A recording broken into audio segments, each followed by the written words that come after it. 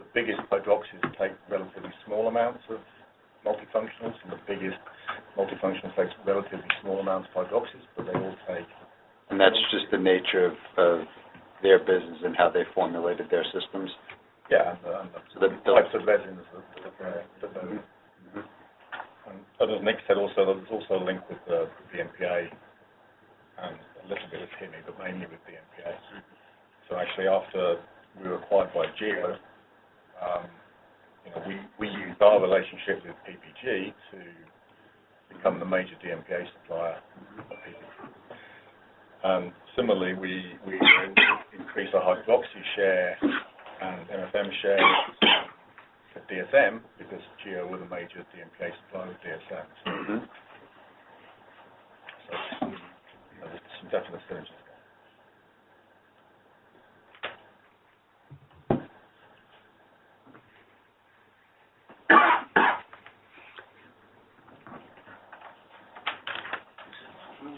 Talk about specialty.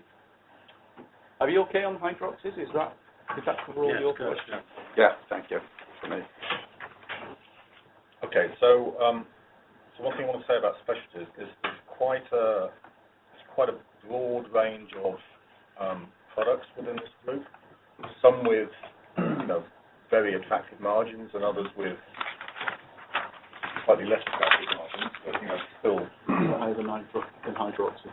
Still higher than hydroxys. They're still specialty products, but not. So when you look at some of the trends, it's probably more influenced by mix than it is by raw materials. Because the volume in this grouping has been flat for a good number of years. Is that more capacity related, or how you? Yes. Yes. So we have essentially 3 different types of products. First, we call MFMs, and you'll have seen the plant. These are transesterified acrylates. That we're capacity constrained now. We've managed over the last few years to squeeze a bit extra out of the plant every year, but essentially we're at capacity, and we've been managing the portfolio to optimize the margins in the unit. Then we have a specialty adducts business where we are further alkoxylating hydroxy monomers, and that's a very specialized market, I would say. We're not capacity constrained there at the moment. We use one of the PAG reactors to do that.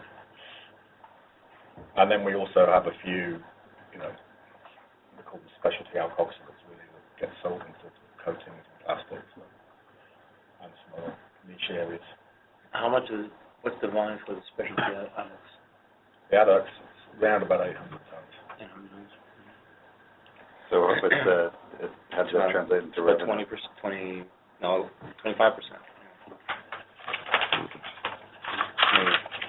20%.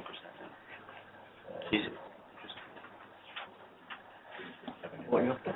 Yeah, there's the percentage. It's about 20%. Figures of 3,900 tons in total. So it's going to 3D printing. Sorry? It's going to 3D printing. We have one product that's going into 3D printing. And that's so in quarter 1, and this is where you get the whole mix effect. So our specialty adducts business has been very strong in quarter 1. So we have a 3D printing customer in Israel who has increased production and have also decided to increase their safety stock. So we've had really good sales in quarter 1. On the other side, the MFMs has actually been weaker than expected. So how many of your products go into UV application, and is there opportunity there to expand your UV monomers? So some of the adducts go into UV applications. We are much stronger at methacrylates than we are than acrylates, and UV, unless you don't need a fast cure speed, UV typically is using acrylate monomers. So there's not so many opportunities. The adducts are the area where we have 2 acrylates in the adduct portfolio. And those are used in UV applications? A little bit. So you could call the 3D printing UV.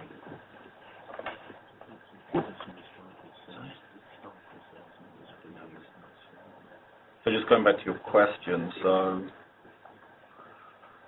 you know, our MFMs, is that marginal sales? So the MFMs in 18 was $17 million. The ADUX was $4.5 million. Okay. Yeah, it's like 80/20. Yeah. Who do you see in that competing in the ADUX? Is it like Arkema or? No, actually, Arkema were a customer. Okay. Interesting. We have seen new competition in the last couple of years coming out of Korea. So me one of them. You won that. Yeah. We know well. So this one, the margin improvement that you've gotten over the last couple of years has been more on upgrading the mix as you go along? Yeah. And again, no real good options for expanding capacity? Well, one of our projects is, we're in the early stages of the ME4 project, but it's probably major capex. There's nothing, there's no quick cheap wins. How about We've done some market research in this area, so they're attractive. You know, we think we could go and get a fair chunk of margin with them, even with the existing range of products, if we had that capacity. So what was our number? Something like 7 million a year. We were pretty comfortable in getting it in terms of additional margin. Yeah. If we had another plant, yes, but the investment's fairly significant. We know that, but we've not done. We're one of our. It's slated for our engineering team to go and have a look at it. And, what you have a ballpark like? Well, if I ask, these guys have given me ballparks before and it's been out of touch, but they always talk. You always talk 15 million plus. Yeah, another Rex truck. And Tower as well. Yeah. Actually, but we've not done. So that's one thing we've got to do next. It's on our list to get our engineers to go back and we talked about as well adding some capabilities that we don't have right now in terms of catalyst handling and things like that. So it's really early stages, but we think the market's there. And, so we used to. Do you want to talk a bit more about the market work we did, Simon? Yeah. So we went out ourselves to have a look and sort of do a market survey, and we identified around about 20,000 tons of products that we know how to make with customers that we're already dealing with. But looking at where that was, we've got clear gaps in our knowledge in Asia, and we've got some gaps in North America. So we asked an external company to do some independent market research, and they came back with a much higher figure, more like over 100,000 metric tons. They did quite a lot of extrapolation, so I'm not, completely confident with it, and some of it is probably in areas that we would find difficult to access. For example, Evonik have a huge oil modified, viscosity modified business. We couldn't get into that. But nevertheless, they did confirm our growth rate, so we're thinking, it should be growing at 5 to 6% per annum. We're probably missing a bit of competitor information, so it's really difficult to get a real good feel of what the competitors have got. So who do you see as the one that's taking the growth then? I would say Evonik and some of the Asian players. Has Evonik expanded capacity, or they have That was in the States, was it? They put a plot of units in the States, they put a unit in China. And how about Sardimer?